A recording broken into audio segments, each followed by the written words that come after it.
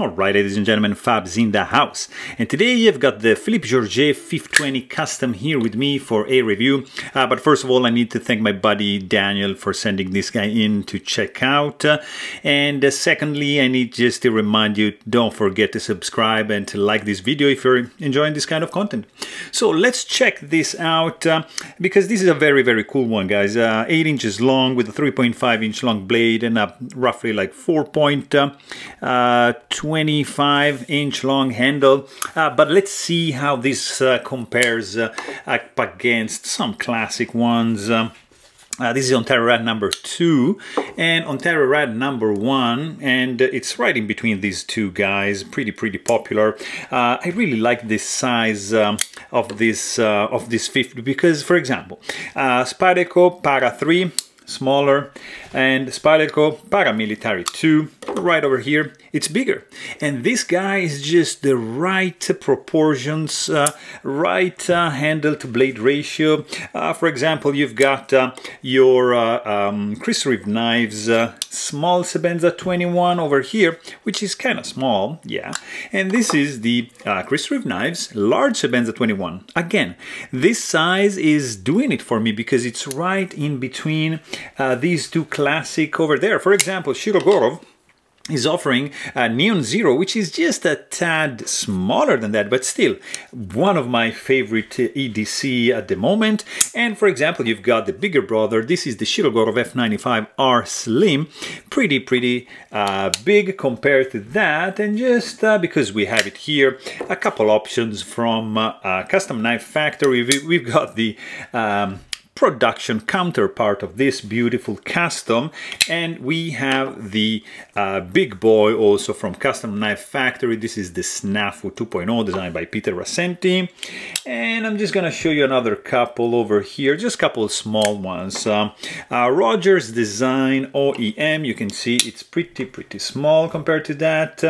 Another small one that we got here is the CVV McKenna, and what can I show you else? Well, Trevor Berger Custom LEXK Plus, and what else we have? Diskin IDF. So you can see very similar range. Also, like for example, the TRM Atom is kind of like in the same realm, a little bit bigger than that, but kind of like, for example, this is one of my favorite blades. This is the whole Bladeworks Spectre, and it is just a slightly bit bigger than that, but it's gorgeous. Look at that. I mean, fantastic size. So you get the idea. You know what kind of size we're talking about, and this is just fantastic. This is the right size for me, for my hands, for the pocket. Is perfect. I mean, I can go a little bit bigger and a little bit smaller than that, but this is just doing it for me. So this is a custom knife made in France by Philippe Jourget, and of course Custom Knife Factory has the production version of that one, which is going to be like a third of the price probably.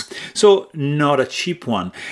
This is really cool. Look at these bolsters, look at this liner, like carbon fiber scales, lightning strike with this bronze accent going on. Really cool. They pick up the bronze anodization of the clip of the bolsters of the pivot. Really cool. Indeed, I mean, it's just nicely done. The level of chamfering going on is just off the chart, just beautifully done. Inside chamfering, there's no skeletonization going on the inside in these liners over here, but overall the weight is super contained. You've got very nice fit and finish going on over here.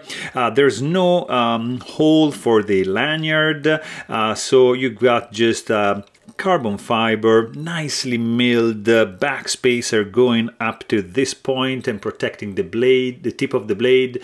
Really cool. There is no lock face insert going on over here.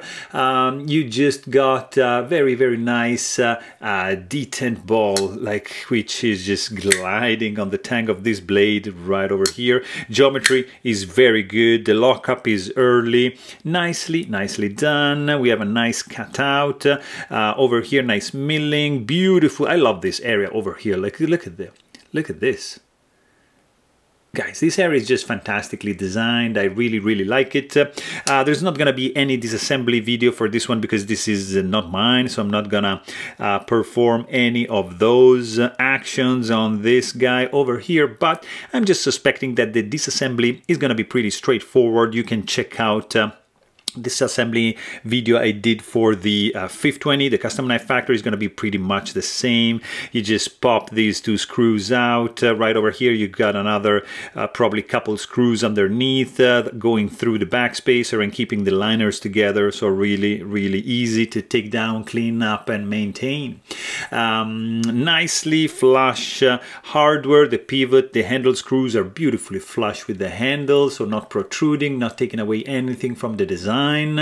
And you've got a nice, of course, anodization in the pivot and a nice dual tone finish on the handle screws.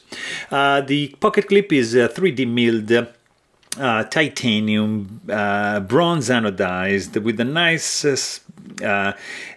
not cut out, but indentation going on, beautifully rounded off to the sides. Hardware is showing, but still it's very nicely done with the right amount of tension. Beautiful clip ramp, in and out. It's working beautifully, guys.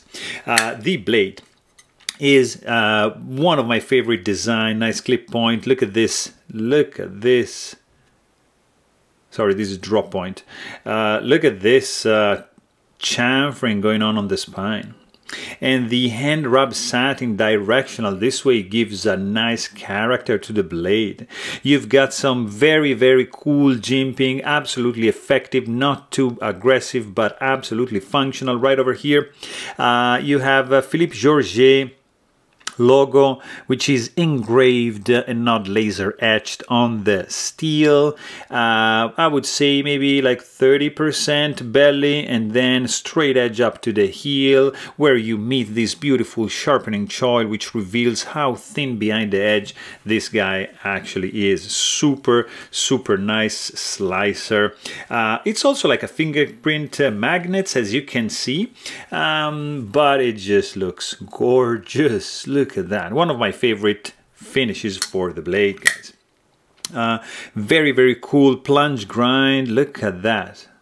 Look how beautiful that is.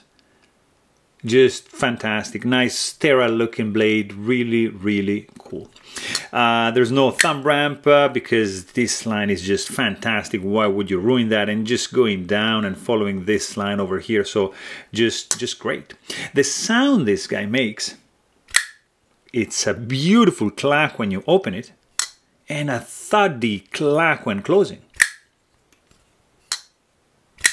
Very kind of dry and cool, clacky, clickety sound. Really beautiful. It's when you close it, it's kind of like muffled, but also has a nice clink to it.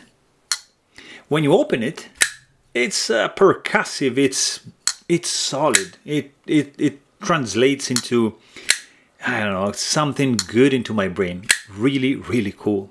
What also is really cool, guys, is the weight. This guy is gonna weigh in at 3.6 ounces in the pocket, so really a lightweight. I love it. Super slim profile, much slimmer than the production version. There's basically zero hot spots going on when you squeeze the handle, no sharp edges. You've got jimping going on right only over here. This guy is gonna be quite comfortable for the reverse grip, a little bit better than the production, because just being a slimmer version, the pocket clip is gonna be protruding like a little bit less. So in my case, it's just less in the way, or less like poking into the flesh of the palm of my hand. So just consider that. You cannot really choke up because there's no finger choil, so this is sharpened up to the heel, so you're just gonna be able to adjust your index finger right in this position over here, but it's gonna be feeling absolutely solid because there's not a frame lock, so you can actually squeeze it even on this side and nothing is gonna happen to the lock bar. So really, really cool.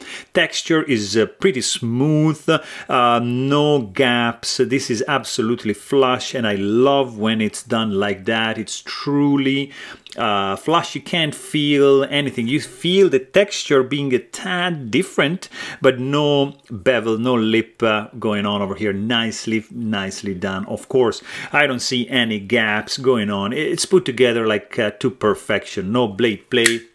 Of course, it's super solid and it's nicely balanced overall. I mean, design really good, guys. Deployment speed is fast. This is only front flipper. I can't really do like a thumb. I can just maybe do like that, but that's probably the only deployment method, you know, front flipping. Also, there's not really much finger sore going on because of the jimping is made nicely. Geometry is done pretty good, so you're gonna be fine flicking this guy open. Absolutely. Also, this guy, of course, is running on bearings, super smooth. Detent strength is on the medium side. It's very proportionate to this the kind of deployment mechanism. No way you're gonna be able to touch the tip of the blade. No rattling when shaken. The lock release is pretty easy to disengage. You're just gonna do this and it's sticking out enough. It's cut out right over here, so very cool. There's a pretty cool detent ball ramp, which is gonna be felt nicely during this action, the closing action going on like that. Really cool. Of course, as soon as you disengage the lock bar, the blade wants to fall. If you put it in the vertical position, it's not gonna go anywhere because you need just a little wiggle to glide down in the closed position. Guys, would you look at this? Even less, like you don't even have to do that. Look at this. Oof. This is a controlled guillotine, and it's one of my favorite closing actions because it's gliding shut. It's not dropping shut, so I appreciate this kind of action. I really appreciate the look. It's beautiful. It's only front flipper, but it's sleek, it's cool, it's gorgeously done, very precisely made. Attention to detail is paramount, and the sound also is good. The grip is good. I mean, this is a good one, guys. I'm telling you. So there you have it. Hope you guys enjoyed this video. Please don't forget to subscribe, and thanks for watching. Stay tuned.